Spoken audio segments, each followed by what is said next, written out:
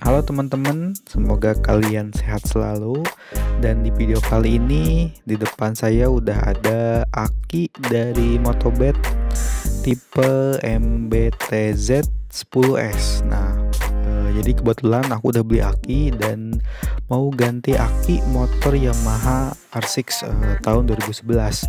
Nah, ini kenapa aku milih Motobet, karena udah sering banget banyak dipakai dan harganya juga emang lumayan terjangkau lah, sekitar 800 sampai 1 juta, dan ketahanannya udah terjamin lah.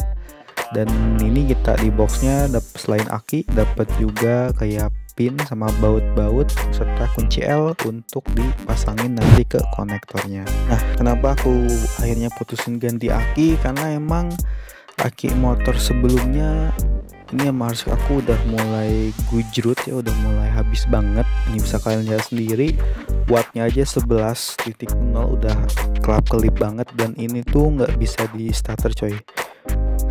Tuh udah kacau lah pokoknya. Jadi kemarin juga udah sempet dicas, tapi tetap aja akhirnya wattnya turun, karena emang ya akinya udah jelek. Oke, kita langsung aja guys, mulai ganti akinya. Nah, pertama-tama kita pasang dulu ya si pinnya ini, kita sesuaiin aja. Sebenarnya udah ada setelahnya, jadi kalian coba aja yang pas di konektor ke akinya. Nah, ada 2 baut kiri dan kanan, nanti kalian kencengin aja pakai kunci L yang udah tersedia dari bungkusnya. Oke, setelah itu sebelum kita masukin ke motornya, jangan lupa kita harus buka dulu. Nah, untuk aki Yamaha R6 ini dia terletak di bawah jok, dan kalian cuman perlu ngebuka 2 baut yang ada di bawah jok. Nah, biasanya sih aku pakai alat ini. Jadi ini kunci.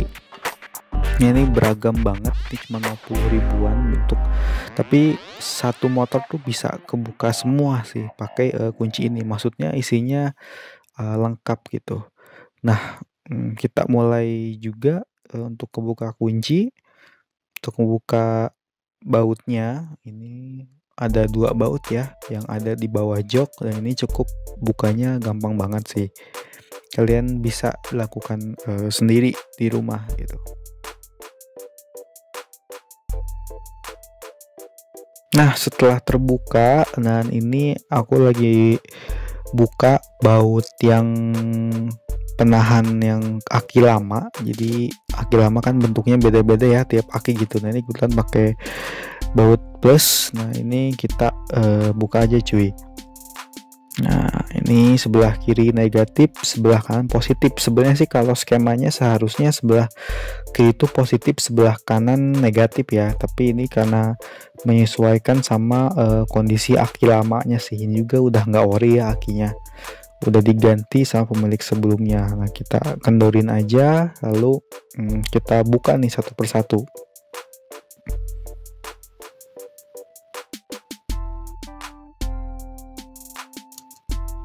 Oke, udah kebuka ya. Ini udah kebuka, kita ganti aja karena ini bautnya nggak akan kepake lagi.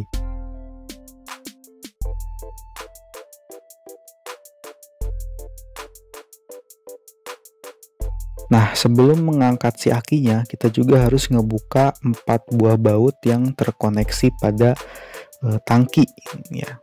Dan ini untuk kenahan posisi akinya. Nah, kita harus kendorin dulu supaya si akinya bisa keluar, karena kalau belum dikendorin ini gak akan bisa keluar si akinya, karena susah banget ya untuk ngepres si akinya mungkin supaya nggak goyang-goyang kan.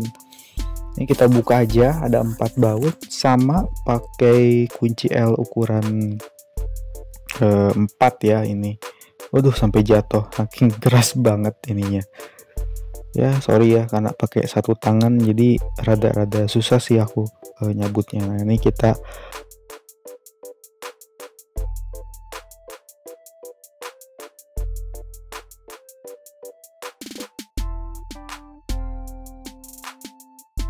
nah, setelah kebuka itu kita tinggal ada tarik aja, jadi dia kayak engsel pintu gitu. Kita tinggal tarik aja dan lalu kita keluarin akinya. Nah, Ini ya, sorry ya aku simpan dulu karena emang agak susah banget nih nariknya. Oke, nah ini posisi akinya ya. Rada susah juga sih, ini juga rada dibalikin posisi akinya. Oke, ini pakai aki Toyo. Dan kita lihat ya perbandingannya sama aki Motobed. Ini Toyota X9. Ini sih kalau nggak salah aku lihat di harga online tuh sekitar 300 ribuan ya, makanya ini udah ngedrop banget, udah nggak kuat. Dan ini kita bandingin sama aki Motobed. Dan enaknya Motobed ini dia bisa disesuaikan ya dengan fungsi motor, jadi dia ada dua kutub positif dan negatif yang berseberangan. Beda banget kan sama Toyo yang cuma satu gitu, jadi kita harus nyesuaiin posisi Toyonya. Nah oke, kita masukin aja nih aki Motobednya. Ini harus sesuai konektor juga nih, arahan positif sama negatifnya ya harus pas. Nah ini kita pasang aja itu kutub.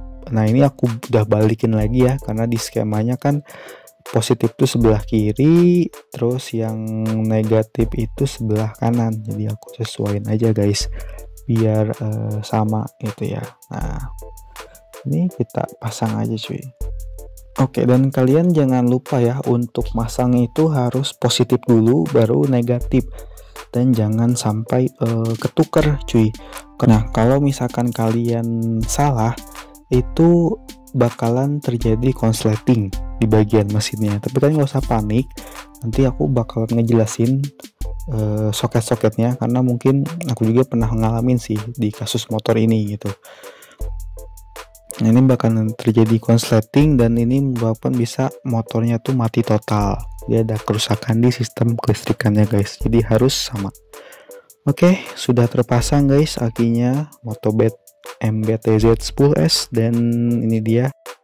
Aduh, akhirnya setelah aki yang loyo-loyo kita balik lagi ke aki yang fully charged.